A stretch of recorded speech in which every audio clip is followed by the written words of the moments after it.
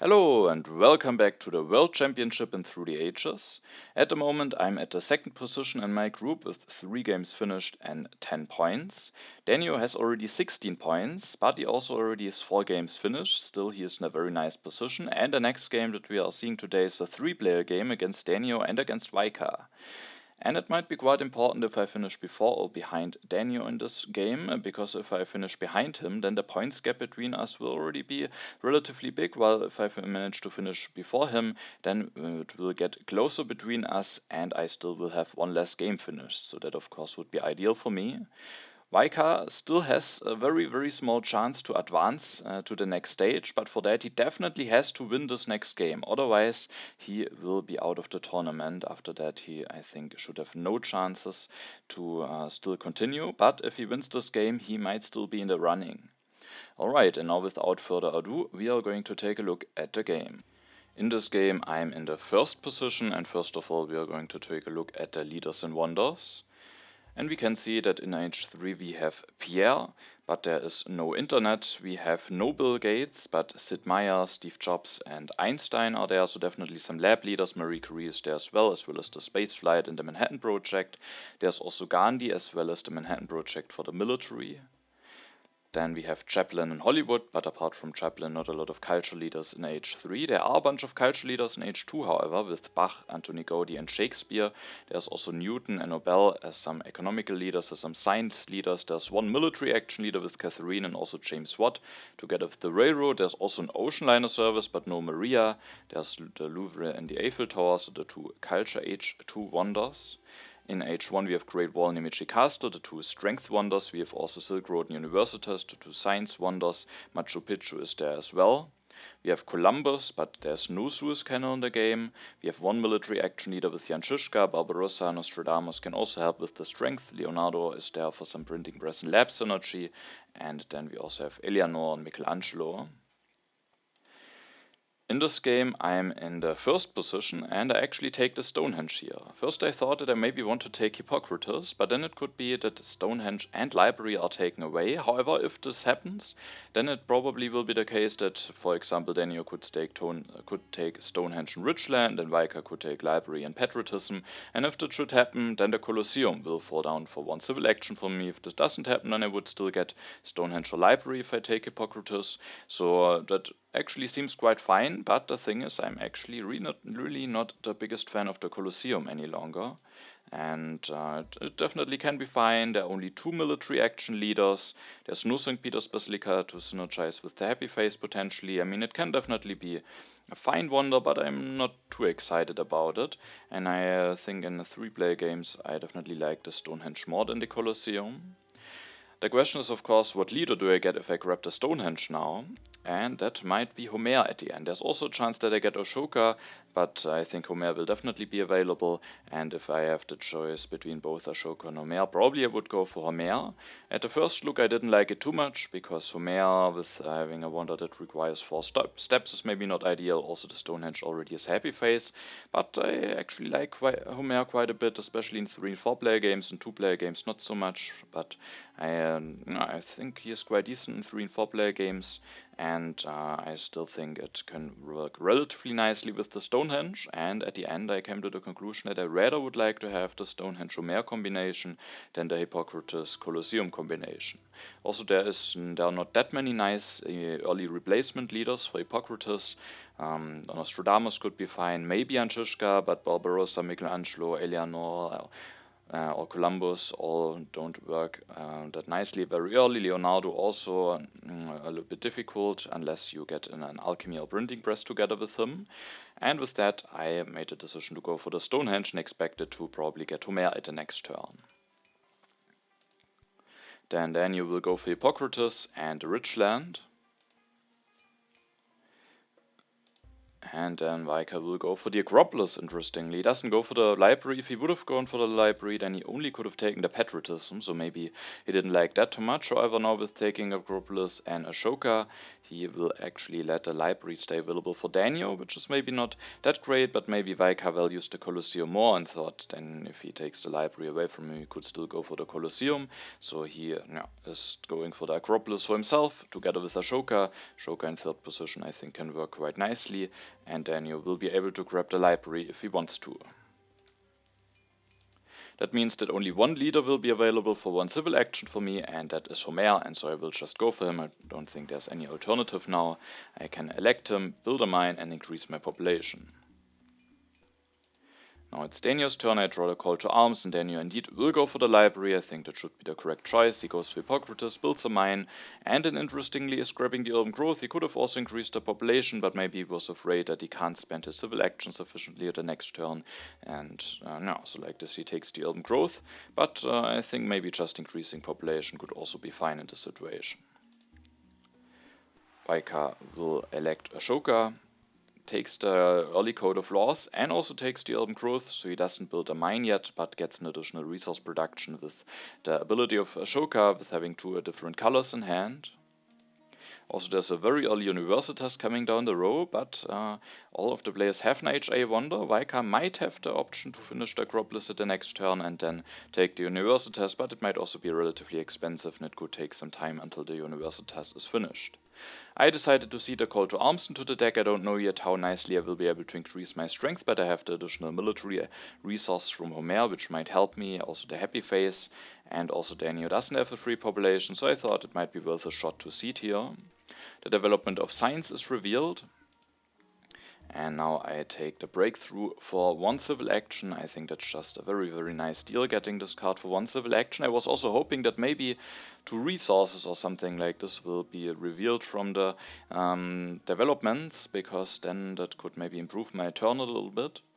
Because the question is now, what do I want to do and what do I want to grab? Ideally, I didn't really like to grab any of those cards for two civil actions. I think it's a little bit too expensive. Of course, maybe getting the breakthrough is fine, but I already have one and I have the Stonehenge, so paying two civil actions for the breakthrough feels a little bit expensive. Also, the other cards feel a little bit expensive for two civil actions.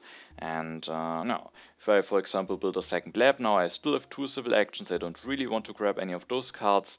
I then could increase my population, but then I would have to grab one of those cards. I would go early into consumption.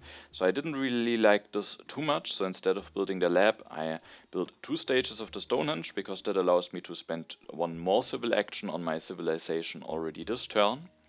And I miss out on the science production from the lab, but with the Stonehenge maybe that's not too bad. Also with having this breakthrough, and who knows, maybe even this monarchy will be available for me at the next turn, and then it could also be nice to maybe already have built those stages. On the other hand, it would still be possible to get the monarchy going at the next turn, even when I build a lab now, but maybe not as nicely.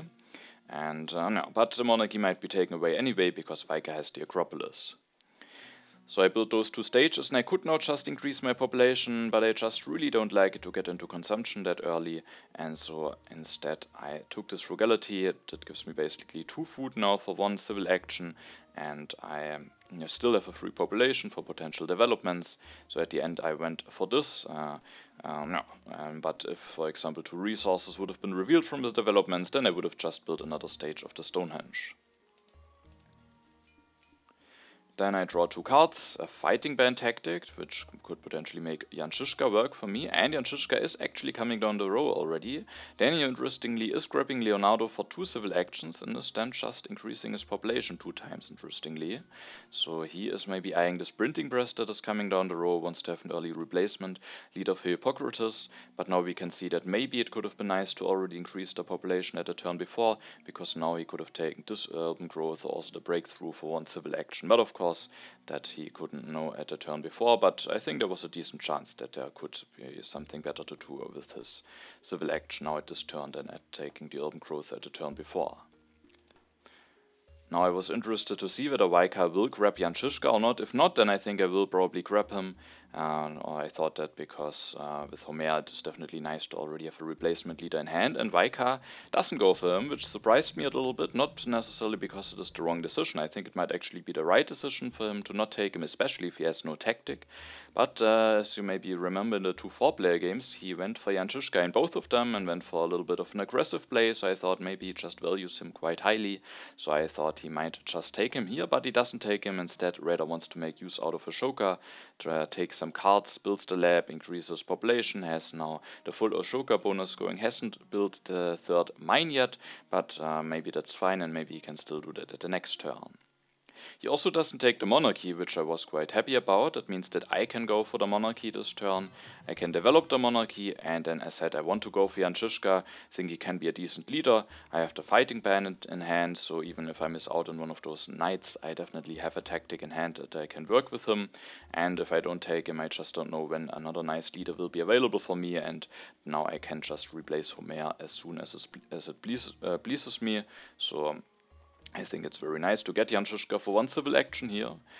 However, with doing all of this, I can't really take those knights. I mean, I have the fighting ban tactic, but Jan Žižka has some potential with the knights. However, I thought I might still have a chance at least to get the knights at the next turn. Of course, maybe both of my opponents will just take them, but DANeo, for example, maybe he wants to finish the library, and then maybe he also wants to have the printing press for Leonardo's. Maybe he could potentially skip the knights, and yeah, and it also is definitely possible that this copy of knights will stay on 2 civil actions for Veikka, and when we take a look at his civilization, he definitely has some issues to get out of corruption, so I even thought that there might be an even bigger chance that Veikka might not take the knights, so I might still have a chance to get the knights at the next turn, but even if I miss out on them, I have the fighting ban, so that shouldn't be the biggest issue. I could just finish the Stonehenge now, but now I didn't want to delay my second lab any longer. I invested just 8 science into the monarchy, and if I would still want to do some other stuff and develop some other technologies, might be nice to just get my science production going now. So I built a second lab, and now this turn I will go into consumption, but at least I still have a free population, and yeah, at the next turn I then can maybe already finish the Stonehenge going for Jan Žižka, or just I'm relatively flexible to react on whatever the card row has offered to me. Then I actually do draw a new tactic, the medieval army, and with that the knights definitely could be very interesting. I also have 2 aggressions in hand, so now I was very interested to see if I will still get one copy of knights or not. DANeo will go for the printing press, so he doesn't finish the library, he develops it without Leonardo, builds it without the urban growth, but that will allow him to build this one printing press without having corruption. Now he elects Leonardo to get the additional science production, and like this he has the library going with Leonardo while still being able to grab the knights, so no, that might be quite nice for him at the next turn. Then he can maybe finish the library, and then he has definitely some decent science production ongoing. This turn means that the knights will stay on 2 civil actions for Veikka. Veikka will cede, and there are even more resources revealed, meaning that now it will be even more difficult for him to get out of corruption. First of all, he will develop the Code of Laws, he finishes the Acropolis, he will build actually a 3rd lab before his second mine, which is interesting, but he maybe can still grab a card and get resource production back from Ashoka, and also with the rich land, of course, he can build this mine for free at some point, or maybe even build an iron mine directly at some point. But that turn means that he doesn't take the knights, meaning that I will be able to go for the knights at my turn. First of all, I just offered a pact. I can't do anything else with my politics phase. I just tried if I maybe can get the 2 blue tokens, but I didn't really expect that this pact will be accepted. And no, this turn I could potentially maybe just go for the Code of Laws with the additional science from the Stonehenge, and then maybe go for knights later, but I thought I have some potential to put some pressure on the other players. I can build one knight this turn, another one at the next turn, maybe then reveal the tactic of Jan Žižka. That will put me at 9 strength, and DANeo doesn't have the most free population, maybe he doesn't have knight's tactic in hand yet, so I definitely thought there might be a shot that I can get some aggressions through, and with that I wanted to start building some knights now. Also, that makes sure that I can use the resource of Homer very nicely. I have to build 1 step of the Stonehenge to have the necessary science for that. Sadly, after doing this, I can't really take the Code of Laws, but again, I thought there might actually be quite a good chance that I will get this copy at the next turn, even a lot bigger than I thought that I have the chance to get the knights at the turn before. because Veikka already has one copy, so only DANeo could take it away, but I will let it stay on 2 civil actions, and DANeo probably wants to finish the library. That should be the easiest way for him to get out of corruption, and after doing this he can't grab the Code of Laws, and he also can't grab 2 cards in front of it to maybe make it discarded, so I thought I might still have a chance to get the Code of Laws at the next turn, which is why I also wanted to have this cultural heritage, because I have now invested some science into monarchy and knights, but with having the cultural heritage, if I finish the Stonehenge the next turn, I have just enough science to go for the Code of Laws, which could be quite interesting. For my last civil action, I increased my population. I even thought about just finishing the Stonehenge. Of course, then I don't have a free population, and there could still be development of warfare or religion. However, I don't really need a warrior because I want to go for the medieval army with Jan Žižka, and the religion, of course, might be fine to have, but I might also not take the religion because I want to have this population and the knights. I will have 2 happy faces anyways once I finish the Stonehenge, so I don't really need a happy face from the religion, and putting this population there might prevent me from building another knight. So I even thought about why not just finish the Stonehenge now. I at least get 1 more culture reduction this turn. It's of course not really anything that should be a big reason at this point of the game, but I mean, if I don't want to take development of warfare or religion anyway, why not just take the additional culture? But of course it could happen that, for example, DANeo reveals the development of settlement, and then after this there could be development of religion revealed, and at the end I that's actually not a reason, because then of course I could take religion. So I'm not sure. Maybe I should have finished the Stonehenge. I think I had one reason at the end why I didn't do it, but that actually isn't a reason. I thought that during watching the replay, but that of course then I could still take the if it is the other way around, of course, if first the development of religion is revealed and then the development of settlement, so that was the reason, and then it could still be nice to have the religion. That might then at the end give me more culture reduction and 1 additional culture reduction from finishing the Stonehenge now, and so I did increase my population. I also thought about revealing the tactic now, because being at 5 strength might already potentially put some pressure on DANeo. He doesn't have a free population, and it would be a 4 strength difference, but I thought that maybe at the next turn, if I go for another knight and reveal the tactic, and being at 9 strength, I might be even more dangerous, and I might have an even bigger chance to get an aggression through, and so I didn't want to give him the tactic so that he maybe can't start preparing for it, and that they also maybe don't know yet what they have to face soon. And I keep both of the aggressions in hand. I discard the colonization card because I just think I want to have the chance at least to potentially get both of those aggressions through, and then I draw the wealthy territory as well as the fighting band tactic. DANeo finishes the library, then he will take the irrigation, meaning that the Code of Laws will be available for me at my next turn. Veikka goes for the swordsman. Both of my opponents didn't seed. He will increase his population 2 times, finally builds the 3rd mine, as not for resource production, and then he also takes not a rich land, so he gets the full Ashoka bonus again. And he doesn't take Nostradamus, but he is guaranteed to get him at the next turn, because at my turn I can't take neither Michelangelo nor the monarchy, and with that Nostradamus will definitely be available for Veikka at the next turn, because DANeo also already has his H1 leader. This turn I finish the Stonehenge, and then I will elect Jan Žižka, use the resource of Source of Mare 1 more time, but then I will go for Jan Žižka, reveal the tactic going up to 9 strength, and I was really hoping that it might indeed put some pressure on DANeo. I was hoping that he maybe doesn't have the medieval army tactic and hand a 2nd copy of it, and with that I might hopefully have quite a nice chance to get an aggression through at my next turn. Then I still have 3 civil actions left. I thought about maybe just going for the alchemy, because when I go for cultural heritage and then invest my science into the Code of Laws, I definitely need 2 more turns until I can then, for example, go for the alchemy. But I thought at my next turn I might very likely just want to build yet another knight to even get more strength, to maybe get even another aggression through in case I do get an aggression through at my next turn. and so I probably wouldn't go for alchemy upgrades at the next turn anyway, so I thought at the end it is fine to invest my science into the Code of Laws, because I get a 6th civil action already this turn, and then I take the alchemy, and in 2 turns I will have enough science to go for the alchemy, and at the next turn I have already something to invest in. Of course, maybe if I get one of those aggressions through, I would have enough resource to go for an upgrade to alchemy and a knight, but I don't know that for certain if I get those through, and even if that should happen, it hopefully will still be nice to have the 6th civil action. That is definitely also quite a nice advantage. Also, I'm already producing 3 culture now, which is quite nice.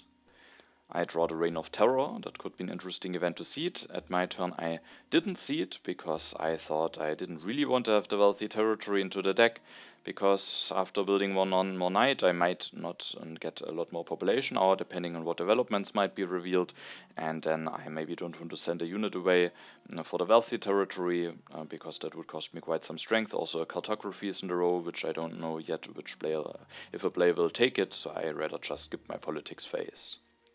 Then you will see it, and the development of politics is revealed, which I was not too happy about, because that could mean that DANeo has now a bigger chance to have drawn a tactic, and he also maybe has drawn more defense cards now. He will go for knights this turn, he will increase his population, builds one. He also goes for the cartography, and he has the medieval army tactic, so sadly he has the 2nd copy of the tactic, is now at 6 strength and would only need 1 defense card to defend. He has just drawn 3 additional cards, and with that an aggression should be very unlikely and probably not even worth trying. Of course, I also did draw 3 additional cards, and those are the Rebellion, the Immigration, and the Good Harvest, and the Rebellion could definitely be an interesting card to seed potentially.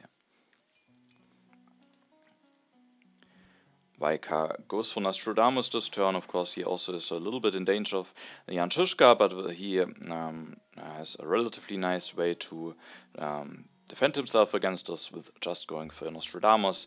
He will go for 1 swordsman, will go for an upgrade, and he is also grabbing this Great Wall, which at some point also will give him quite a bunch of strength, and the happy face might also be quite important for him. So with both of my opponents increasing their strength, I didn't really want to try an aggression because the chance that it will be successful should be relatively low, and now I also have quite a bunch of events in hand that I could seed. And so I used my politics action to seed, but the question is of course, which event do I want to seed? I had to decide here between Rebellion or Reign of Terror. I thought those 2 are the main candidates here. The Reign of Terror, I thought I have a very good chance to not be the weakest, so it will just cost 1 population of one of my opponents. The Rebellion definitely has some potential, because at the moment Veikka and DANeo both have no happy face solution, but there are still some H1 happy face solutions coming down the row. There might still be a development of religion revealed, and the Rebellion has some potential, but and definitely more potential than the Reign of Terror, but one of my opponents losing a population might still be annoying for them, because I will build another knight, I will put even more military pressure on them, and if they then also lose a population it might be quite annoying, and so at the end I went for the Reign of Terror here. So I seed, and the development of warfare is revealed. I don't have a free population, but I don't really need another warrior anyway. Instead, I rather want to have 1 more knight, so that I'm at 13 strength now. So again, it might be difficult for my opponents, especially for DANeo, to make sure that they can defend themselves. And then I still have 5 civil actions left, and I can't really do anything. I can't develop a technology, I can't upgrade anything, so I just can take some cards. I thought that it could still be nice to have the iron. It's relatively late, but it could still be nice to get the iron going, especially in games with the ocean liner service in the game. I think it is nice to already have some resource production when going for it. Also, there's the Machu Picchu still, maybe that could potentially also be an option. Then I take the Engineering Genius. Again, as I said, there's an ocean liner service in the game. Maybe Machu Picchu could be interesting, but the ocean liner service I think could be even more interesting. So I take the Engineering Genius here. I also take this Urban Growth here, because I can use it nicely on the Alchemy at the next turn. Depending on what development is revealed, I might not be able to go for the Iron first. Maybe it's also not what I want to do, because then afterwards I couldn't go for the Alchemy very quickly. So I might want to go for Alchemy first anyway, and then the Urban Growth is of course quite nice. It might allow me to go for 2 upgrades at the next turn. Of course I was hoping to get an aggression through, but again it is not guaranteed, so the Urban Growth might be quite nice. And then with my last civil action I definitely thought about the drama, because there is Bach in the game, there's Shakespeare in the game, Godis, so the drama could definitely be very interesting. But I also thought that I maybe have to be a little bit careful about hand space, and because of that, at the end I just went for the reserves. I also didn't want to have the frugality because I'm very low on food now, but no, the reserves just gives me a little bit of value. Maybe it will allow me to get an upgrade in quicker, and then it could already be quite fine. And I also can get it out of my hand relatively easily, so I rather at the end wanted to have the reserves in hand than the drama. Also, the reserves could potentially be interesting for one of my opponents to maybe get an additional population out, which definitely could be helpful for them to defend themselves against my 13 strength.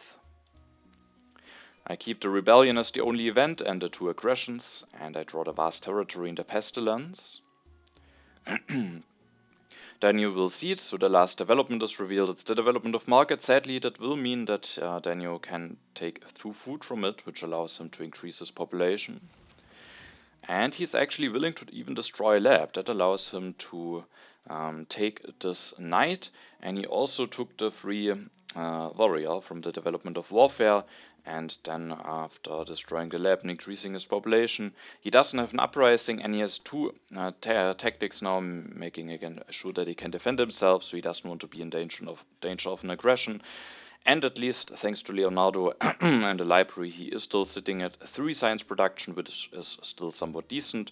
He also is taking the bread and circuses, and the iron, the bread and circuses, he doesn't necessarily need to go for at the next turn, but it might definitely be nice to have the option. There's also beer in the game, but it might even be better to maybe just go for iron at the next turn, and he can even go for 3 upgrades potentially.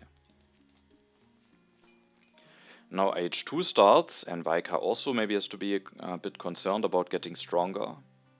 He also can use the development of markets for 2 additional food, which allows him to increase his population. He then also can take the development of warfare, sadly. So the development of markets was helpful for both of my opponents, but at least I will also be able to take something from it, and then of course maybe that will also be helpful for me.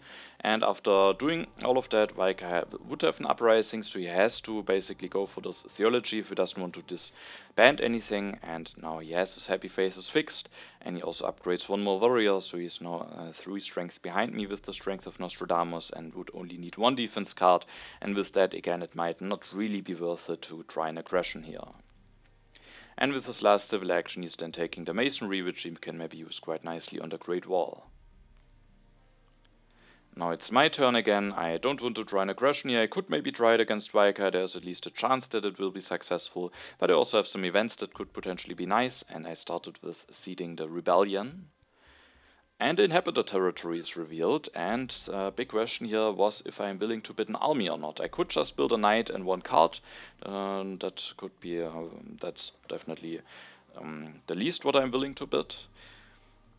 But then probably DANeo could win it relatively cheaply, and I think it would be quite a helpful territory for him, and the inhabited territory might also be quite nice for me, just getting those yellow tokens. The question is, what do I do if I win it, because I would only get 1 population back, and if I send an army I can't really rebuild all of those units, so I would definitely drop in strength, and I didn't like it too much. There's still the call to arms coming, maybe there's even another strength event that was seeded by one of my opponents potentially, and there's also the Reign of Terror coming. However, winning this territory might allow me to actually get rid of Jan Žižka, because there is an interesting leader on the road. There's a very early Nobel, and with winning this territory, maybe I can make a transition into 2 normal medieval army tactics again, that does without requiring any farms, and with that at the end I was willing to send an army. And with that I'm also able to win the colony. And then I go for Nobel. I think it's just a very early Nobel. I think the science might definitely help me, and I think it could also be potentially quite a helpful leader for my opponents. So I thought it could be quite interesting to go for Nobel here. The other turns could maybe be fine. Maybe I could just start going for the alchemy if I don't win the territory and then take the rich land or something. But going for Nobel doesn't work that nicely then, because I would have only 1 tactic because of being at 3 knights and 1 warrior.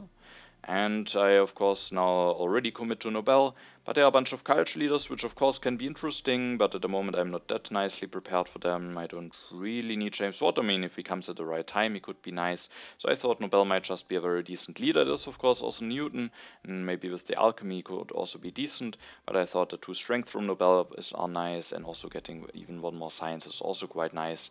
So I rather went for Nobel than for Newton. Then of course I want to use the military action from Johann Žižka before switching to Nobel, and then thanks to the development of markets I also can increase my population now. I could have also done it without them, with playing the reserves, but then I would have only 1 civil action left, and like this I can use my civil action to take this rich land. And with not playing the reserves of food, with having this rich land, I also still have some nice options for my next turn, because I didn't commit to either alchemy or iron yet. And at the next turn I could potentially go for either coal, thanks to the rich land and the reserves, or for scientific methods. So if one of those technologies in the road, then I can just go for that, not having to go for those H1 technologies very late. If those aren't on the road, then I maybe can just start either going for iron or alchemy. So I thought with going for Nobel and with doing this turn like this, I hopefully will be able to continue nicely at the next turn. I keep the Pestilence in hand. I thought it could be an interesting card to play at some point. I draw a war, also a colonization card, DANeo Seeds, and another territory is revealed, but for that one I just passed. I don't really need a happy face. I could rebuild the unit if I play the reserves of food, but it could delay my upgrading my economy, and that I wasn't willing to do, and so I just passed on that, and DANeo is able to win the territory for just 1 warrior, which is of course not bad. Also, I was definitely eyeing this ocean liner service that is coming down the road, and I might have a very good chance to get it, and actually it is guaranteed now, because DANeo won't go for it. It would also be very, very costly for him, so it should be the right decision.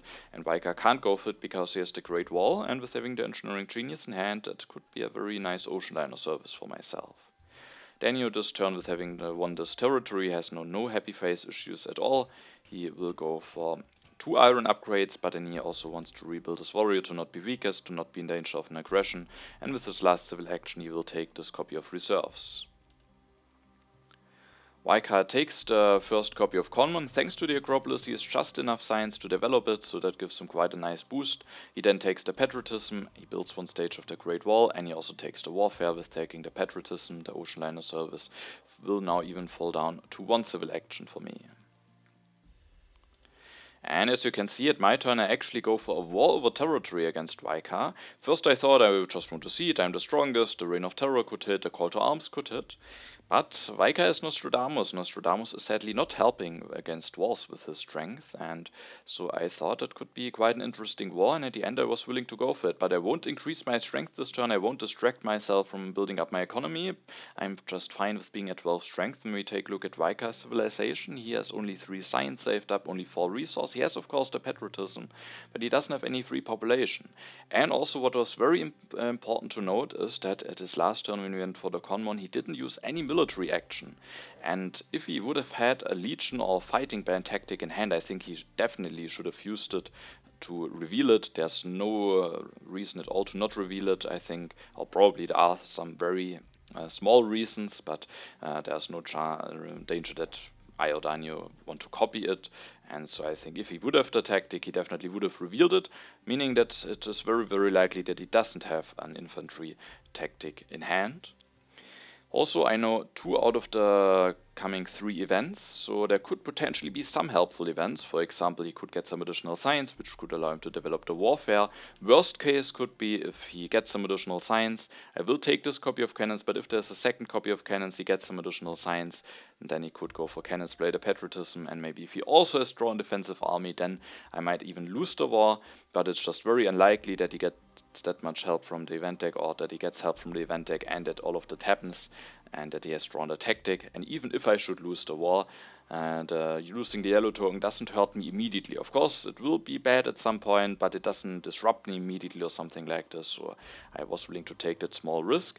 And if Veikka doesn't defend at all, I will even steal two yellow tokens. If he wants to defend, then it very likely will be the case that he has to delete something, so he will be in an awkward situation with this war, and I have the chance to steal one, maybe even two yellow tokens, and even though I miss out on some draws now, I was willing to go for this war.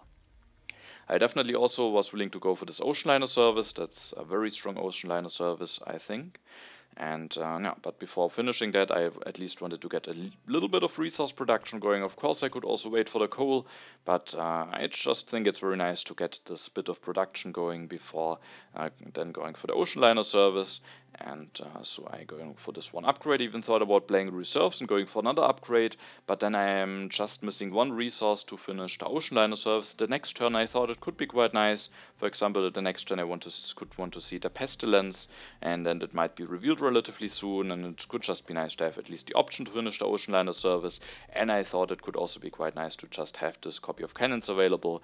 There are only 2 copies of cannons in 3-player games, and I think paying 2 civil actions for it here should be worth it. And also like this, I remove it from Veikka. Of course, maybe DANeo would just take it, but there's maybe a chance that Veikka could take it, and then chance is definitely a bit higher that he maybe somehow can find a nice defense if he gets some additional signs from the one event that I don't have knowledge about. So at the end I was willing to take the cannons here. And with that I also have the option to finish the ocean liner service, of course, then I would stay at 4 resource production, so I was not sure if I even want to do this, but it could at least be nice to have the option. I keep the pestilence and the 2 colonization cards, and I draw the fortifications tactic, which could be interesting, and I have the cannons in hand now already. DANeo takes the Republic, he upgrades his last mine, takes the Opera, so with that he maybe wants to prepare for some of the culture leaders. Bach is in the game, Shakespeare's in the game, and he has a printing press. Godi will be discarded, but yeah, the Opera could be an important technology for him to have in hand, definitely might open up some options for him. And then he's developing the irrigation, he can't really do that much else with the last civil action, and so he just develops the irrigation. He won't take the first copy of selective breeding, and so he was maybe fine with just committing already to the irrigation. And at the next turn, maybe his plan is to just do a revolution. Of course, he would have to do the revolution with having corruption, but still it could just be very strong to go up to 7 civil actions as quickly as possible. However, I was hoping that maybe the call to arms will be revealed before his next turn, and that maybe could destroy his revolution plans. Now, of course, I also was interested to see how Veikka will react to the war that I declared against him. First of all, he will see it. And there is actually the one event revealed that I don't have knowledge about, but I was very happy to see that it is no helpful event for Veikka, also no new deposits which could potentially be revealed, and so it's the barbarians, and it will even mean that DANeo will lose 1 population, which is annoying for him because he doesn't have 3 populations, so that yeah, might be quite annoying for him, and so that I was quite happy to see that that isn't anything helpful for Veikka. He will play the patriotism, meaning that he is willing to destroy something. He doesn't want to lose 2 yellow tokens. He destroys a lab, but that of course will cost him 1 science production. He has had to use a civil action just to get to destroy that, so that is just not really efficient, and he doesn't go for more, it seems, so I will win the war. He had to destroy labs, so I think that war worked out very nicely for me. And then Veikka will just take a lot of yellow cards in hand. Wave of Nationalism, Reserves, Breakthrough, getting all of those for 1 civil action is definitely quite nice. But he also has some hand space issues now, and in order to take another card, the Urban Growth, he has to develop something, makes the decision to go for the Masonry. Maybe it could be an idea to go for the Irrigation, because the Masonry is maybe a little bit of a luxury. Of course, it's nice to have it, but it's a little bit of a luxury, while he probably needs to go for food production at some point anyway. And now he might really miss some signs for that, and the first copy of selective breeding will be gone, so maybe it could also have been an idea to develop the irrigation, but like this he keeps the door open for the selective breeding. There's also James Watt in the game who could help him with that, and the masonry of course will give him some value immediately when he finishes the Great Wall. At my turn, I definitely wanted to see the Pestilence into the deck, because both of the events that could be revealed are really hurtful for DANeo. There's either the Call to Arms, which would take the option away from him to go for Revolution, Or there could be the Reign of Terror, and then he would lose another population, so he would have to destroy 2 things, which would be very annoying for him. So I definitely wanted to see it, and I think the Pestilence can be a really nice event for me here, because, for example, DANeo might just lose 2 population now to Reign of Terror and Barbarians, and then there will also be the Pestilence coming. He will lose another population, it might hurt him quite heavily, and also Veikka doesn't have a free population at the moment. Of course, he sees it with Nostradamus, but still he might not be that easily able to prepare for it, so I think the Pestilence might end up being a very nice event for me, and so I definitely wanted to seed here, but first of all I will steal 1 yellow token from Veikka, then I seed and a Call to Arms is revealed. That is maybe even the more important one than the Reign of Terror, because now DANeo doesn't have the option to go for Revolution at all. Maybe he didn't want to do it anyway, but I thought that could be quite strong for him here to go for Revolution. Then this turn I thought about if I want to go for iron upgrades first, if I want to finish the ocean liner service first, and I think generally it could be, often it will be nice to finish upgrading the mines first before then building a wonder.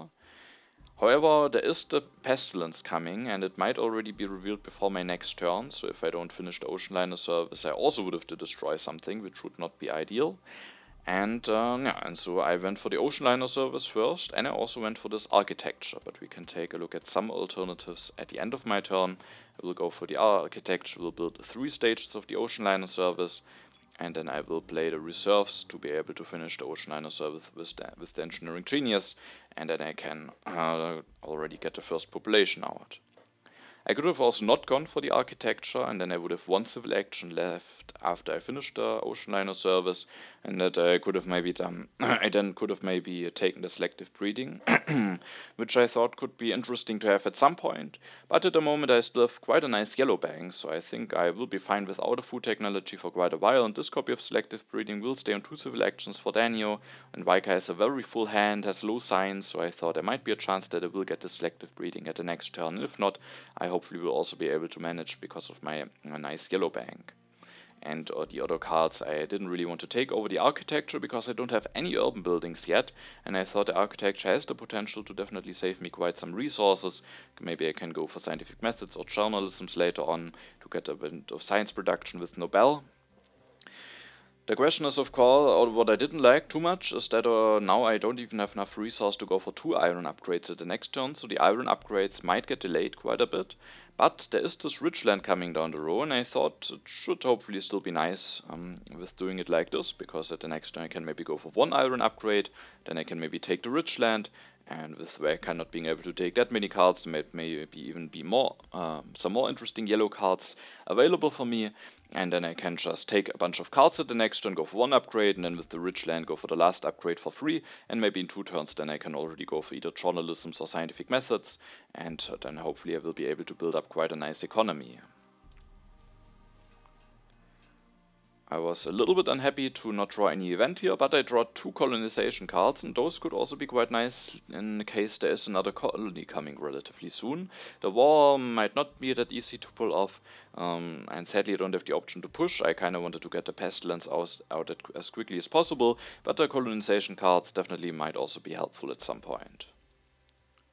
DANeo seed, so he is willing to seed, but that means that yet another very annoying event for him is revealed, and this turn will really be very, very awkward because he has to destroy 2 things, and then he has only 2 civil actions left to actually do something with his turn, so a very, very annoying turn for him that really costs him quite a lot. And he made a decision to lose both of his farms, and then he can just use his 2 civil actions to just increase his population and rebuild his farm. But with the Pestilence coming, he will have to lose yet another population, so things might still continue to be a little bit awkward for him. And maybe at the next turn at least he can then do a revolution to Republic if he wants to. Then it's Veikka's turn. He won't seed, instead he offers the international trade agreement to DANeo. He wants to have additional resources, and DANeo will get some additional food.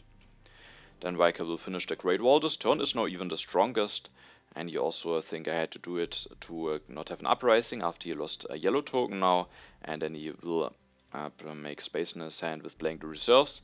takes the cavalryman. Again, he will make space in his hand with playing the Wave of Nationalism for 0 resources just to make space in his hand.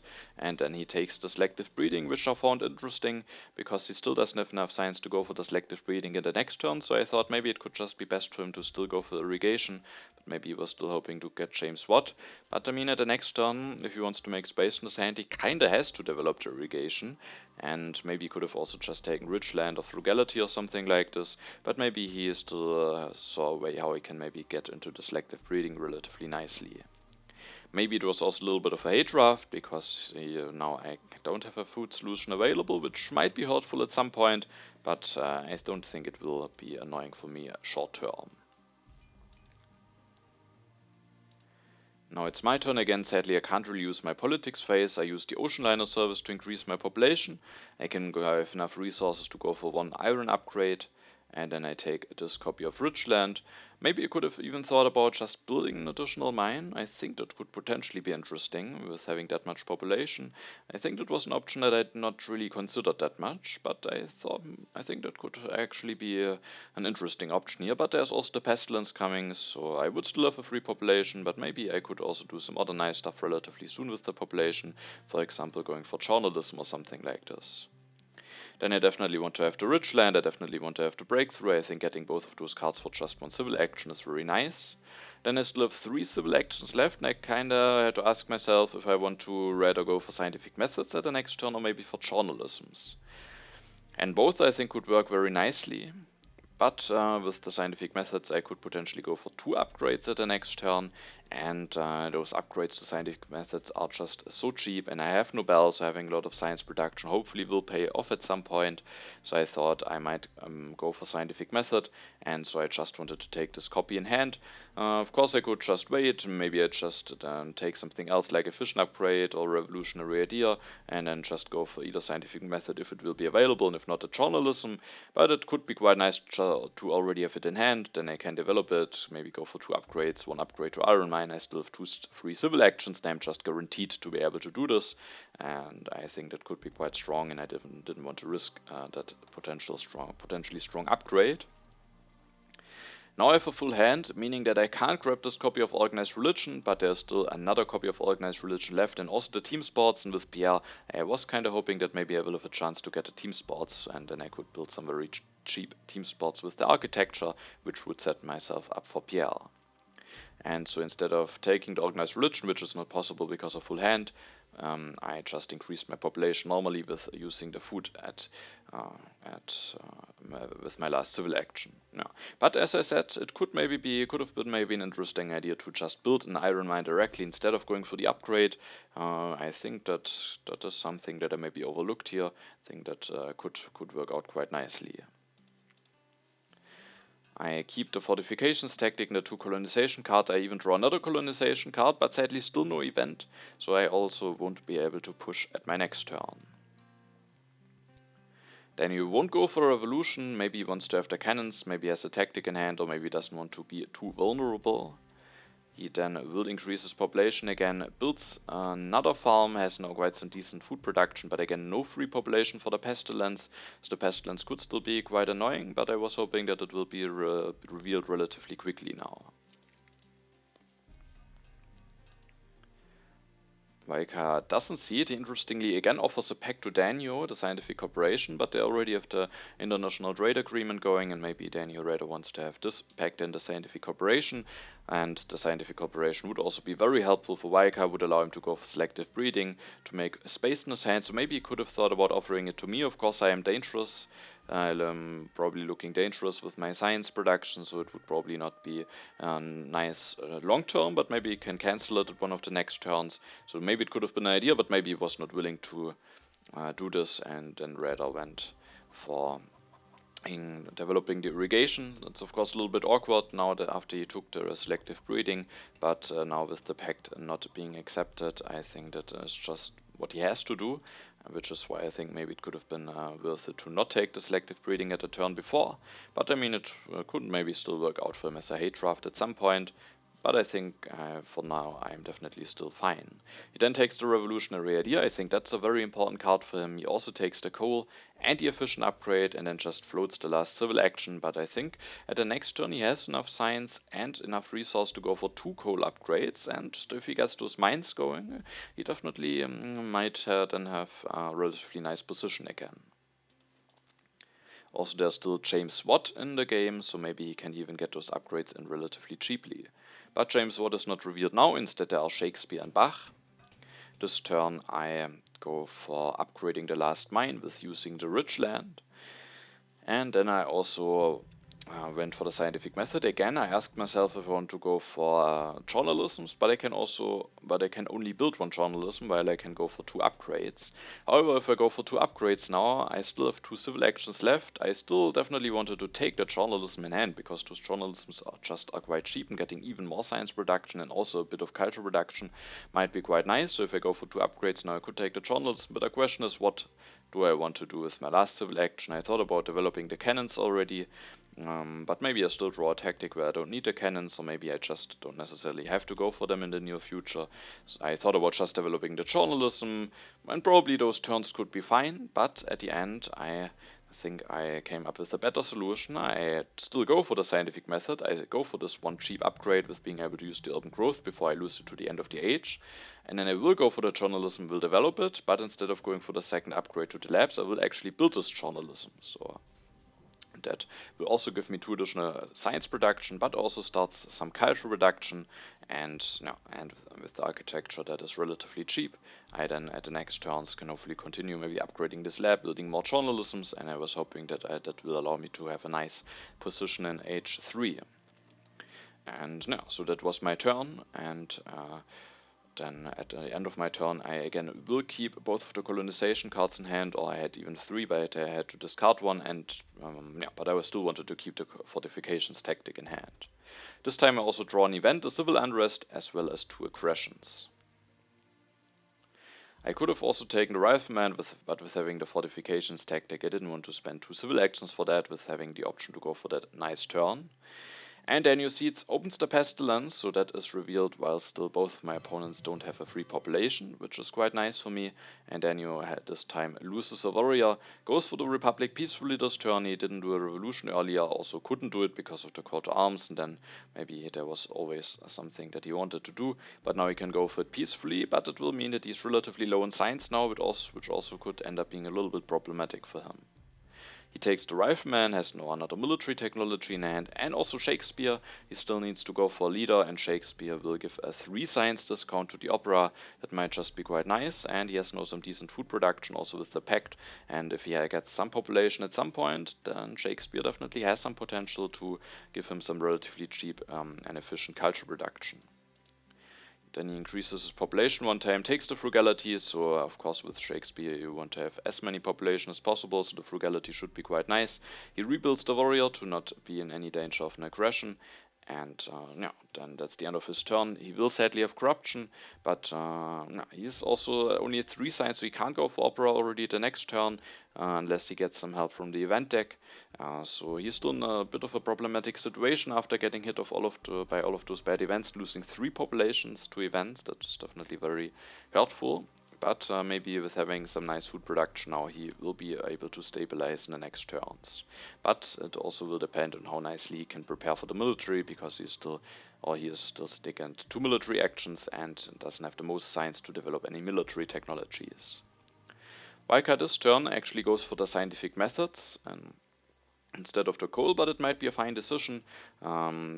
Getting some science production going is definitely also quite nice. If he goes for coal, then he doesn't have enough science to go for scientific method at the next turn, so he goes for 2 upgrades, has no 6 science production going, and then he takes a Bach, interestingly. I was a bit surprised by that, because there's no copy of opera left, so he for now just gets 2 culture production. Of course has the option to get movies at some point, so that of course has some potential then, but there's also James Watt still in the deck, and I just thought it maybe could be worth it for him to not elect or to not go for Bach, and then maybe go for coal at the next turn for quite a discount with James Watt.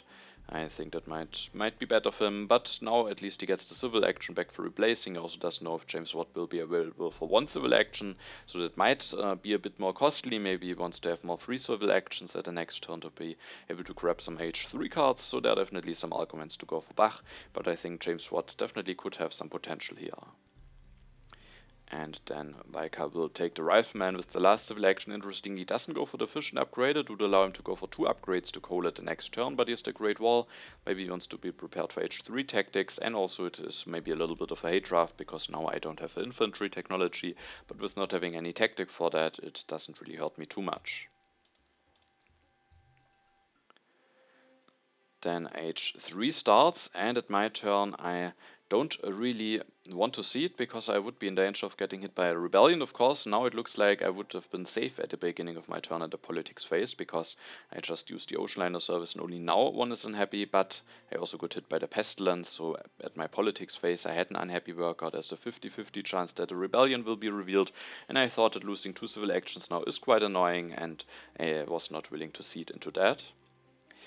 This turn I used the Ocean Liner service, and with the rebellion coming, I definitely want to fix my happy faces, and while the Organized Religion is available for 1 civil action cheaper, with Pierre being in the game and with those team spots just being that cheap, I definitely was willing to pay the additional civil actions to go for the team spots.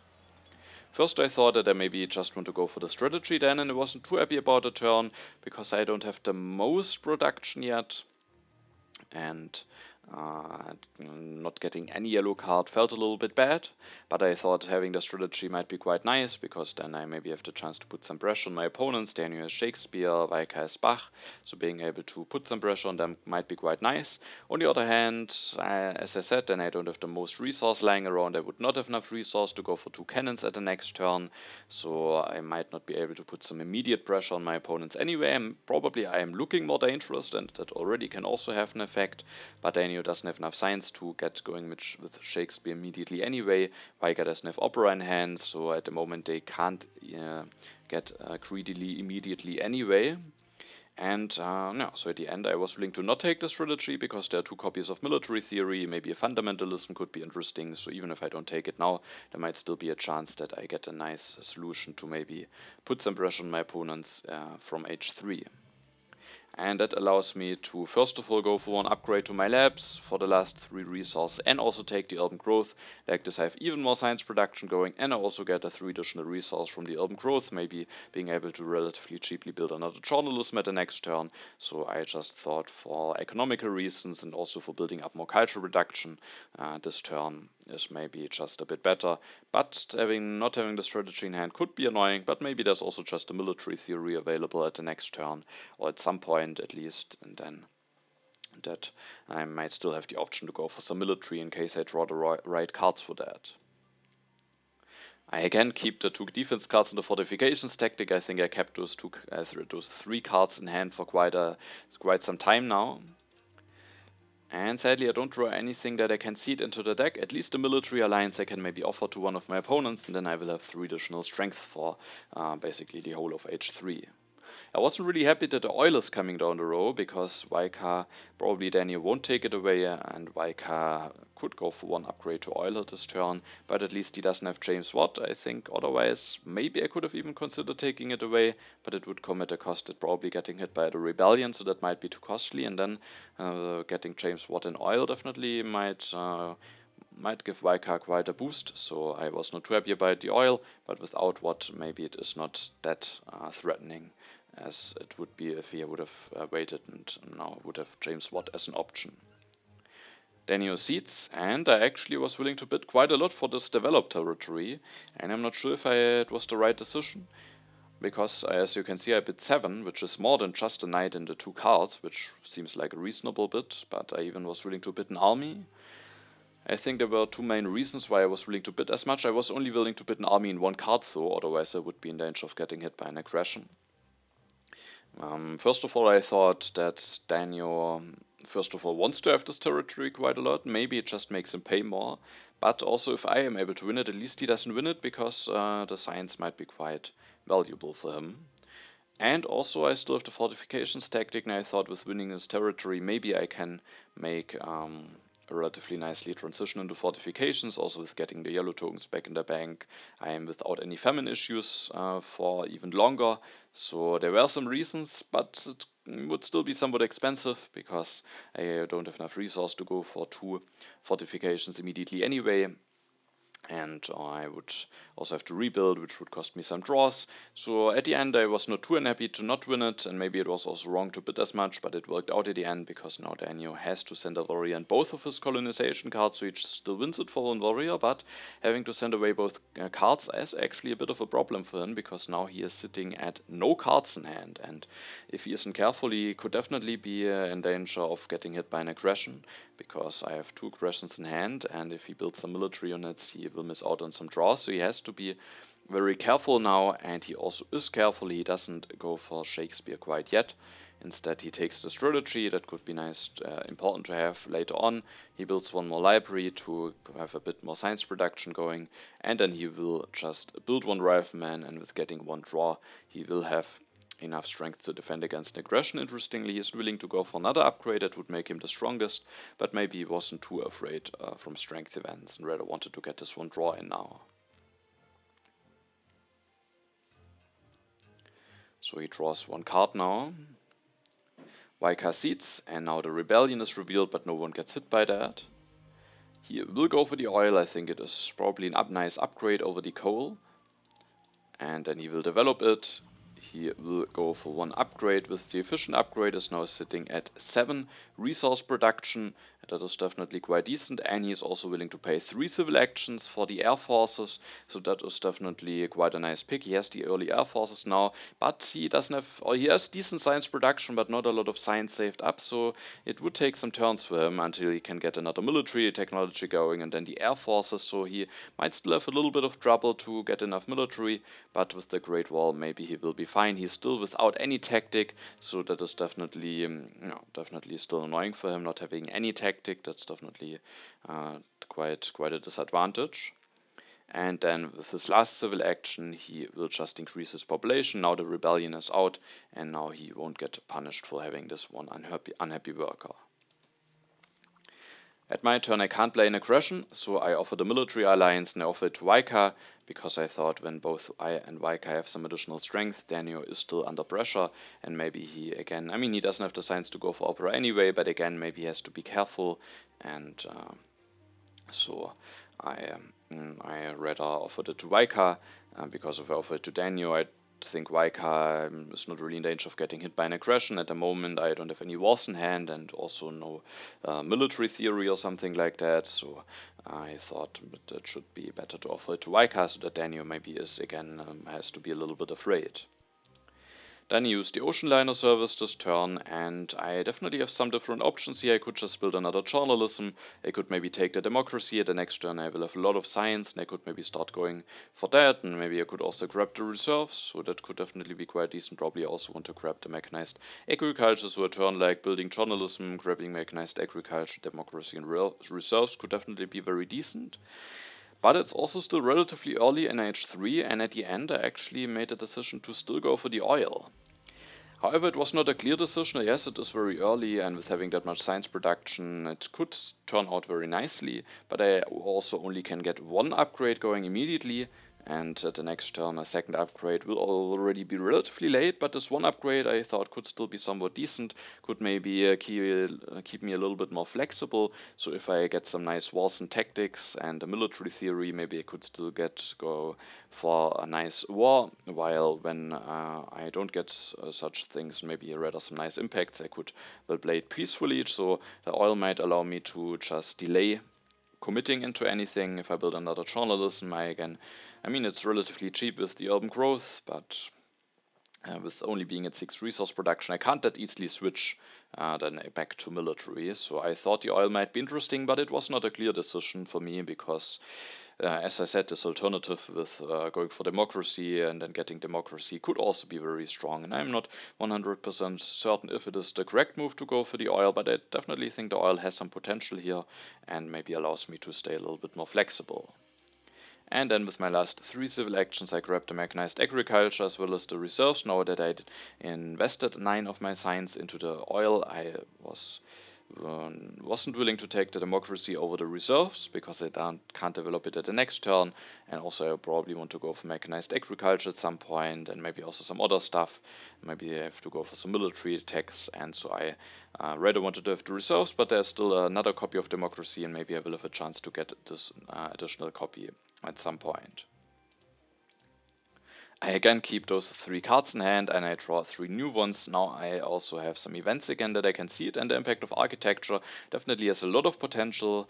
I can easily build some more urban buildings, especially now that I have the oil going, and the impact of variety also looks decent, so I was quite happy about this draw, because both of those impacts could be quite nice for me.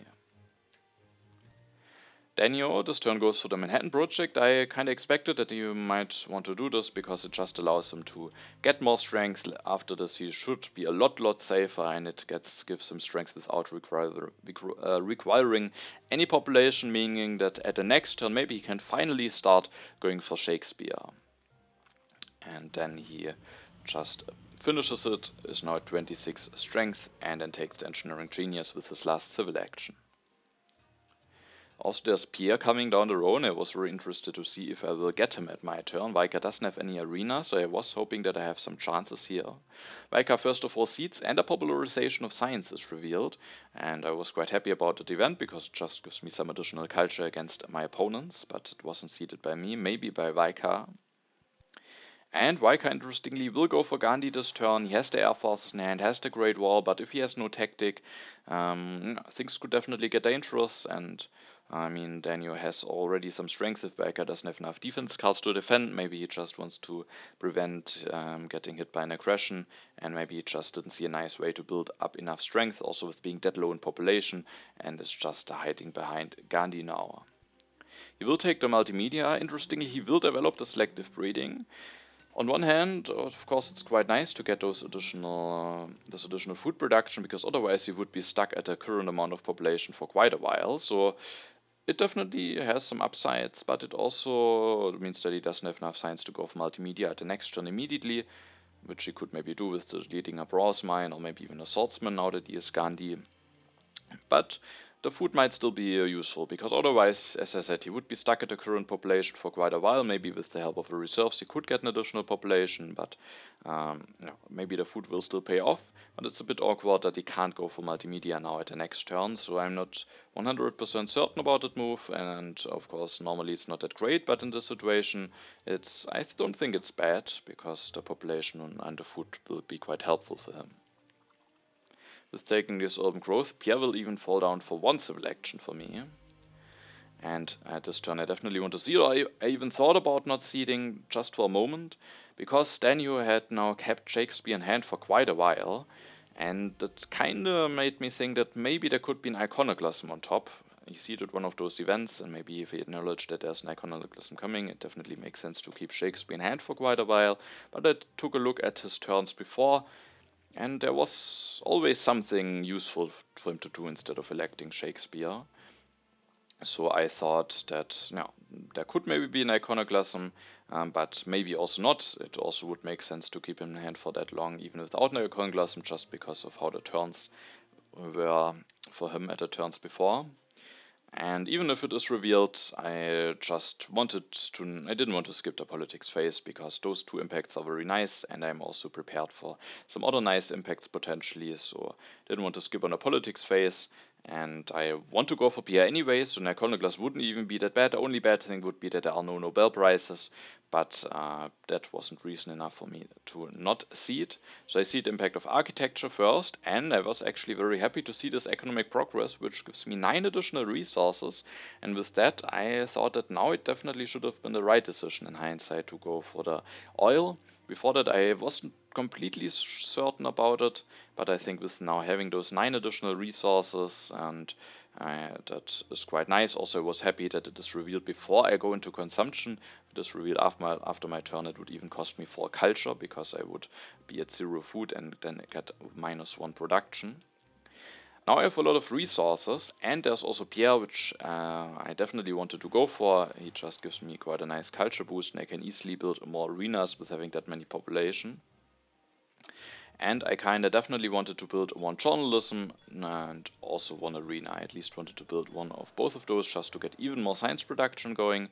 I think the journalism is just quite nice. And I also definitely wanted to have that one arena. It of course also gives me culture production, but it also makes sure that I'm not the weakest for the events to come. And then I had to think about what I want to do, because I potentially could even just build another journalism in arena, get even more culture production going, and that of course would be quite nice. But there are also some cards that I could take, and there is a copy of Air Force. And first I thought that I might want to take it. I mean, it's available for only one civil action, so that's not a big price to pay. But the thing is that, first of all, I don't have any wars in hand yet, also no aggressions. I have one nice impact in the deck, which is better the more I invest into urban buildings, and yeah, I don't have any wars in hand. So I maybe don't really need the air forces for offensive purposes. And at the moment with the medieval armies, it would also not give me that much strength. If I leave the air forces to DANeo, then he could of course take it, but he doesn't really have the science to go for the Air Force anyway. And I just thought that maybe I don't necessarily want to go into an aggressive play here, because I don't have the cards yet. And also Veikka with the Great Wall could still maybe get a reasonable defense, and DANeo is already at 26 strength now, so I thought that would definitely not be the right approach here. And with Veikka having Gandhi, he can't go for any pressure, and DANeo is still in 2 military actions, and it will not be easy for him to get enough science to fix the military actions, and then maybe also go for war, get enough strength to be really threatening. And he has Shakespeare, so he should have some better alternatives than going for something like this. So I thought that there's basically no danger at all from the military side, so the Air Force could just be a wasted civil action, because I don't want to use it offensively, and I very likely also won't need it defensively. So I could just build another journalism and a team sports, but I at least wanted to be a little bit more prepared for the military, because who knows, maybe Daniel gets a revolutionary idea, maybe somehow manages to prepare a little bit of military, maybe even while also going for Shakespeare. Who knows, maybe it can happen. And then I am with only having cannons in hand, maybe could be a little bit in danger. So I ended up taking this fundamentalism. But compared to the Air Force, the fundamentalism also has its place in a peaceful continuation of the game, because there's only after that only one copy of democracy left, and if that one will still be available for me, then I might also go for it. But the fundamentalism will allow me to get an additional urban building limit, which will allow me to go for 4 arenas, maybe even 4 journalisms. I have a lot of repopulation, I have a lot of resources, so I thought the fundamentalism was quite nice to have. For the 4th urban building limit, but also just to be a little bit safer, just in case there happens something. And maybe, who knows, with having the fundamentalism, I also might still have a chance to go a little bit aggressive in case I get the right draws and in case my opponents are not careful. So I was willing to spend this one civil action to take the fundamentalism, I was not willing to take the air forces, and then I just built another journalism, getting even more culture production, getting even more science production. Hopefully I will be able to start scoring some Nobel Prizes at the following turns. And also I just started a lot of culture production. The culture is relatively equal still at the moment, but I definitely get a big boost to my production. However, Daniel probably will as well, because he can maybe now finally go for Shakespeare. I keep both of those colonization cards and impact in hand. With that I'm not in danger of any aggression, and I was quite happy about my draw, because I have another nice impact. The impact of technology has quite a big potential with me having that much science production. And also the mechanized army tactic is nice to have, because I just discarded the fortifications tactic, because I didn't want to discard any of those colonization cards, and also not the impact, and I thought I would not need to go for 4 cannons to really make this tactic worth it, otherwise it might just be better to go for more medieval armies. So I thought it should be quite unlikely that I want to use it anyway. It is maybe a little bit risky, but with the fundamentalism I was willing to do it. And now at least I still have a tactic in case I somehow still need or want to go for some military. Daniel this turn will go for Shakespeare. He can develop the opera for 3 science less, can build some very cheap operas, builds 2 of them, is now 13 culture reduction, and he also takes the military build up. Then Veikka seeds and opens the crime wave. Sadly, I also get hit by that. And then he will increase his population. Builds an additional lab, interestingly, but that has a purpose because now he can develop the rifleman. Also goes for one more upgrade. It's a relatively late upgrade, but maybe it allows him to get out of corruption. And now with the lab, he can develop the rifleman while still having enough science to go for multimedia at the next turn. And then he also just takes some yellow cards, and at the next turn he can maybe then finally start with going for some culture reduction, with going for multimedias. At my turn, I'm the weakest, but again I have two nice impacts in hand. I don't want to stop seeding just because I'm the weakest, and I seeded the impact of technology into the deck, and the freedom of movement is revealed. I saw two main options what I can do with it. I could maybe either put a farm into the arenas, because I will actually go for mechanized agriculture this turn, and that's actually the first thing that I will do. And I mean, I don't necessarily need this farm. I still have the ocean liner service, and one mechanized agriculture would be enough. However, I thought it could still be nice to be at 3 food instead of 2, because there's a red cross in the game, and if one of my opponents will go for it before the next turn, now I could just build one stage without having to play the reserves. Otherwise I would need to play the reserves, and maybe it doesn't look like a big difference, but I thought it could actually make a difference, because the next turn might be my second last, and if one is available, I definitely would like to maybe grab a wonder at my next turn, which could require some civil actions, and then definitely could make a difference if I need 1 or 2 civil actions to build a stage on the red cross. And yeah, so it still could be an option, but instead I rather just put a warrior into the arena, and now I can just rebuild the warrior, and I basically save the civil action. I also thought about going for movies, mainly before the freedom of movement was revealed. After it was revealed, now I could still maybe develop it, play reserves, build one, but I just don't think it is really worth it, and instead of going for the movies, I think it is better to just go for fundamentalism this turn. Like this I also have more strength. I will draw 3 cards even if I rebuild this warrior, and then I have enough, I have the urban building limit to even build yet another arena, which makes me even the strongest for potential strength events, and with the last 2 civil actions I will take the reserves.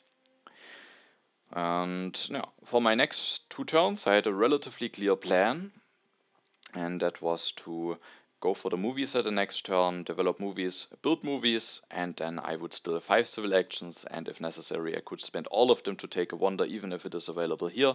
And with being at 3 plus 9, and with building 1 movie for 9, I again will be at 3 plus 9, and with having 1 reserves in hand I would have just enough resource to finish this base flight or the fast food chains then at my last turn, so I thought it should be a relatively nice plan. However, there was one thing that I missed out on this turn, and that was that actually at the next turn I will have some corruption issues. And I mean, it was relatively easy to overlook, because I mean I will build 1 movie, and then why should I have corruption issues? But the problem with having mechanized agriculture sometimes is that there will still be a lot of food accumulated on those HA farms, and that will be the case here. I will get 3 blue tokens here, and if I then spend exactly 9 resources at the next turn, I also will have those 2 blue tokens, meaning I will have 5 blue tokens lying around. I don't have any vast territory or stuff like this, but I just lost 1 blue token to the crime wave, which actually will make a difference here now, and yeah, I missed out on that.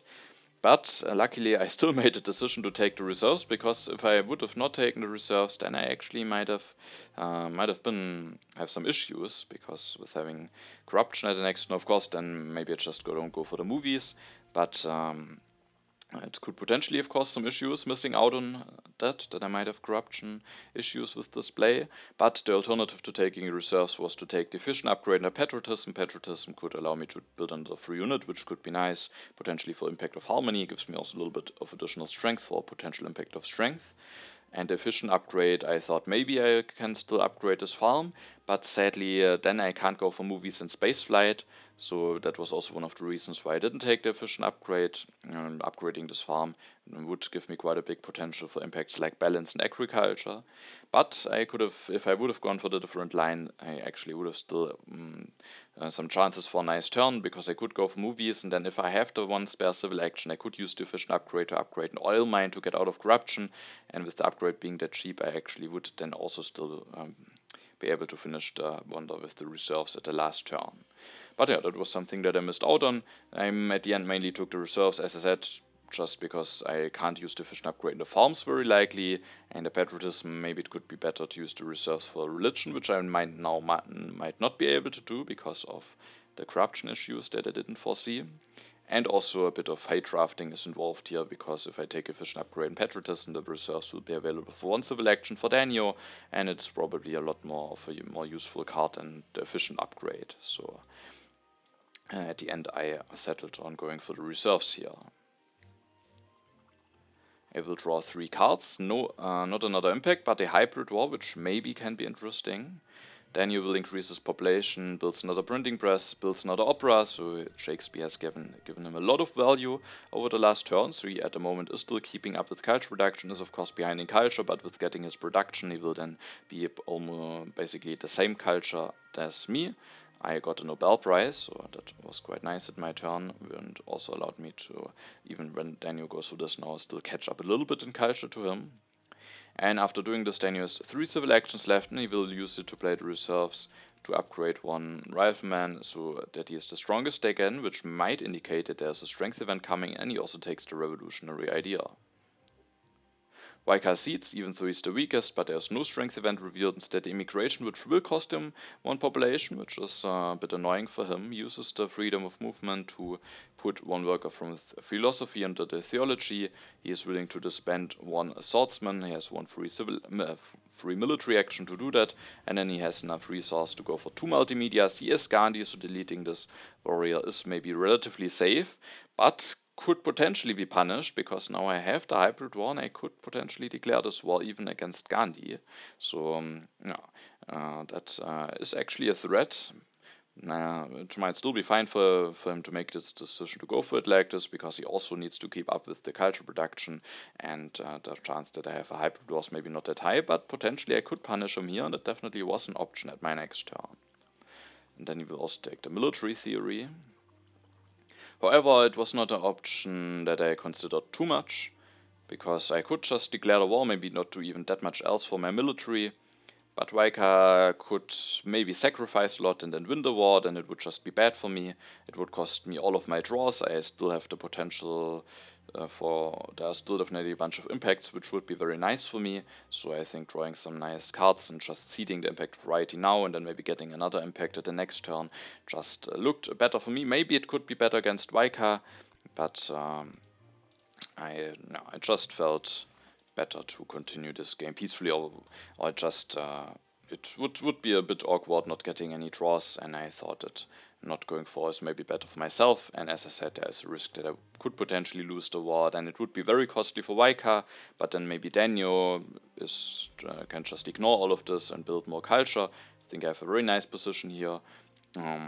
So maybe the hybrid war would still work very nicely and at the end, but I just rather wanted to see the impact of variety here. And there is indeed a strength event in there, the international agreement, and you will be able to use it at his turn, but he has only very likely 2 politics actions left, so it definitely comes at a cost for him here. But if he can't use both politics actions very nicely, then it could definitely be quite a nice option now for him. The space flight is available for me for relatively cheap, so I definitely wanted to go for that wonder.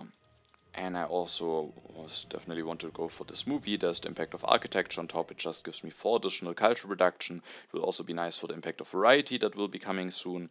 So I still wanted to go for the movies, even though, as you can see, that will actually cause corruption for me. With my last civil action, I considered now to maybe even delete a military unit in order to build a religion that would then solve the corruption, meaning that I would still be able to finish the space flight at the next turn, would give me even 1 more additional culture production, and also 1 additional at the next turn, and +2 for the variety. But at the end, I rather went for the military theory here, which is quite nice for a bunch of impacts. And then I can't build a religion at the next turn, sadly, because I will have corruption now. But I can get a military theory, which also gives me 2 points for variety. And Now, both of my opponents potentially could cede progress, so there it could potentially give +6 points. If I leave it to DANeo, then he could maybe make a potential impact of progress even bigger. It also has the impact of government. It makes it that my opponents can't easily go for impact of strength, because I will get 5 additional strength at the next turns, and with deleting a unit I would just get weaker, and then it would be even easier to maybe win a potential impact of strength or seed it into the deck. So at the end I went for the military theory, but building a religion might also be fine. Now I was again interested to see what impacts I might draw, and I do draw 2 impacts. The impact of culture isn't risking, of course. DANeo has a lot of culture production, but he will lose Shakespeare, and then he might not be able to overtake me in culture production. And Veikka, maybe if he goes for 2 movies, but maybe he also still wants to go for fast food chains. So the impact of culture definitely has some potential here, and if not, then the impact of happiness is definitely a playable event with me having full happy faces. Then you will use the international agreement, goes for Shakespeare, reserves and computers. He will also go for the Red Cross. There is no fast food chains on the row yet, so he goes for the Red Cross. Maybe otherwise he would have gone for the fast food chains, but maybe with the Red Cross he will be able to do some other stuff. If you want to find something to invest in, he develops the strategy, builds 1 stage of the Red Cross that gets him out of corruption, and then he elects Shakespeare, which actually costs him 3 culture reduction, but maybe he thought that civil action will be very important for him at the next turn. Maybe he was also afraid of a potential impact of happiness, and then the happy faces that he maybe even would lose. Now that the age will end, it would be now he has 2 happy faces more, so an impact of happiness would be 4 culture more now. And so, yeah, but he might need some civil actions in order to do all of the things that he wants to do at his next turn. So that was maybe the main reason for electing a chaplain, yet otherwise keeping Shakespeare for 1 more turn could have maybe also been an interesting option. Now age 4 starts. Veikka seeds, so the impact of architectures reveals actually quite a strong impact of architecture, +21 for me. I've built a lot of urban buildings. DANeo gets +9 and Veikka +12. Veikka will build 1 stage of the Red Cross, goes for movies, destroys 1 farm, so he doesn't want to destroy even more units. Maybe that makes the difference for him not being able to defend or not, or maybe he's afraid of the impact of harmony and maybe not of the impact of balance. So he builds this movie, gets even more culture production, but interestingly he doesn't go for the fast food chains, also doesn't leave himself with enough resource for that, so maybe he just calculated that going for culture reduction and preparing for impacts will score him more culture at the end than just grabbing the fast food chains and building it. And he also doesn't have the most workers in. I mean, he had 1 more farm at the beginning of his turn, but maybe the fast food chains is also not that big for him here. It's now the second last turn. The culture is still relatively close, but I have a lead, I have the space flight, I have nice impacts to come, so I was very confident about my position here. DANeo has at least the Red Cross, and that he will get 2 more stages and also 3 culture for the colonies, but it's not too much, so I was very confident about my position in this game. However, with Veikka not going for the fast food chains, I can't really see the impact of culture because I won't be able to increase my culture production this turn, and Veikka can build another movie. I also thought it will probably be very likely that he will do it, so instead I just went for the impact of happiness here. And the impact of science is revealed. That one was seeded by Veikka and gives him now +13 points against DANeo, also of course +7 against me, so that is definitely a very useful impact for him. I will build 1 stage of the Red Cross this turn, can get another population out with the ocean liner service. I developed a military theory, play both of the reserves for resources, then I can finish the space flight for 26 points, so that's definitely a decent space flight. And with my last 2 resources, I could either build a warrior, which would give me +4 points for the impact of harmony, or I can either build a mine or a farm. And with taking a look at my opponents, DANeo has only a harmony of 16, Veikka has only a harmony of 12. I thought harmony is maybe not that likely. It's definitely not an impact where my opponents could catch up a lot. And maybe it could still be fine to just build a warrior, because I also don't have knowledge about impact of agriculture, industry or balance, but at the end I rather build an additional farm, because it helps for agriculture and balance. Maybe both of those impacts are also not that likely, but because it helps for 2 impacts, I at the end went for building this farm. Of course I had to think about if I maybe should consider cutting the multimedia from DANeo, because he has enough resource to just easily go for 2 upgrades, so actually not. I would need to play the reserves. So I actually can only go for 1 upgrade. I think I miscalculated it on. I thought he could go for 2 upgrades, but actually I didn't. I just thought he had enough resources, but after checking that his next turn, I found out that he actually doesn't have enough civil actions for it, because he needs to play reserves, then build 2 stages of the Red Cross, play the Revolutionary in order to have enough science, then take multimedia, develop multimedia, and then he has only 1 civil action left, so he can only go for 1 upgrade, but he also has only enough resources if he wants to play the reserves for food for 1. So with that, and if he goes for this 1 upgrade, of course he gets 2 additional science and culture reduction, but he doesn't develop engineering or civil service, which could give him +2 for variety, so I don't think this hate draft is doing anything for me. And then DANeo will seed. The impact of technology is revealed. It is a nice timing for me after my turn, but before the turns of my opponents. And DANeo will develop 1 technology at his turn, Veikka even 2 technologies very likely.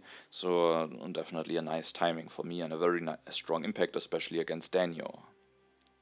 DANeo will play the revolutionary idea. He will develop the engineering, so he won't go for multimedia anyway, plays the reserves, finishes the Red Cross, and then he can destroy this mine in order to build 1 more rifleman, which is definitely an indicator that that he maybe just seeded input of strength into the deck, and he will also build 1 additional religion, gives 1 additional culture reduction, and also helps him for impact of happiness and variety, which are actually both in the deck, so that religion gives him 5 points. Veikka will go for the military theory, also the satellites, so that helps him for variety, for progress. Also scores him a Nobel Prize. Sadly, the impact of technology, sadly for him, is already out.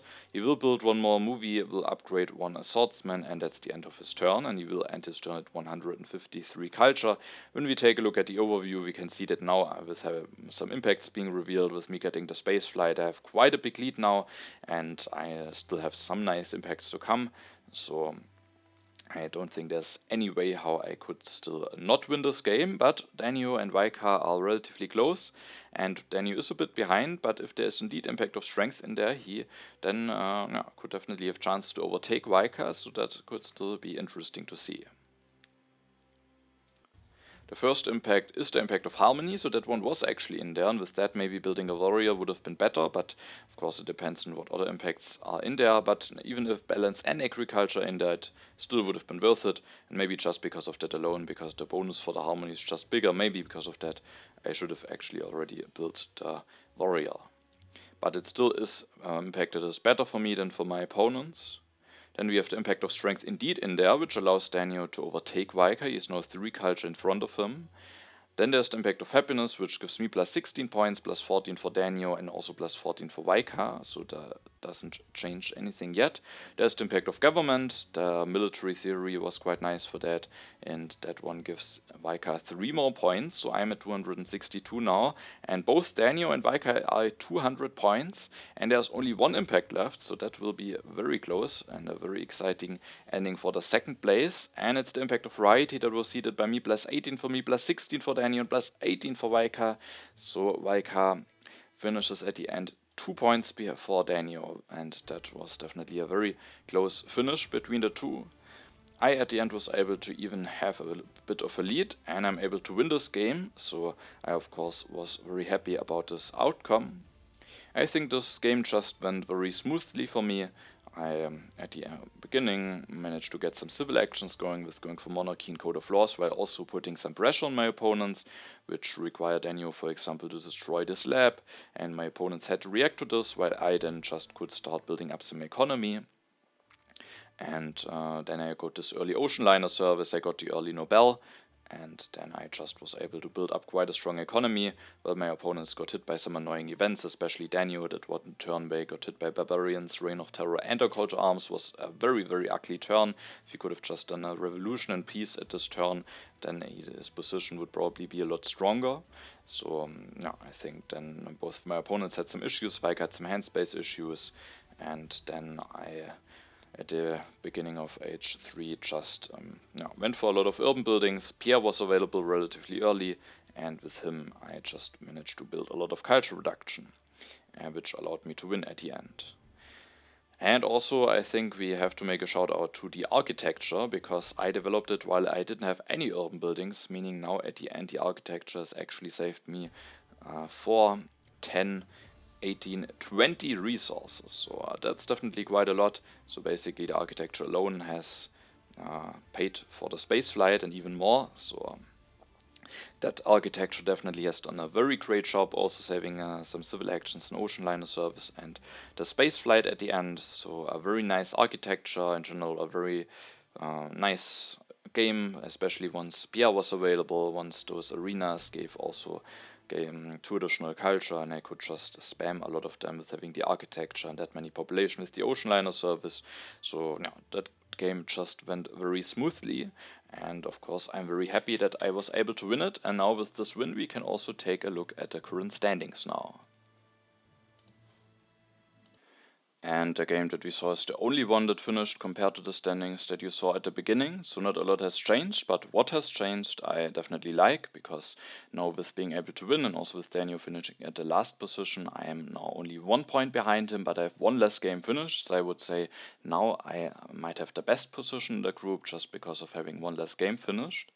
But of course, it's still relatively close, and also Danny Boy, who is now quite some points behind, is still in the running because he's only 3 games finished. So there is definitely still, no, still quite close for the fight for the top 2 places. But I think now I might have the best position. And also Veikka with getting at least a second place, but not being able to win this 3-player game. Now it is also completely clear that he sadly won't be able to make it to the next stage. He is now at 4 points with 6 games finished, and even if he wins his last 2 games, he just can't get enough points anymore to continue in the tournament. No, so still a lot can happen between me, DANeo, and Danny Boy. So I hope you are excited for the next games to come. And then I hope it was an interesting video for you. Thanks for watching, and then see you in the next video.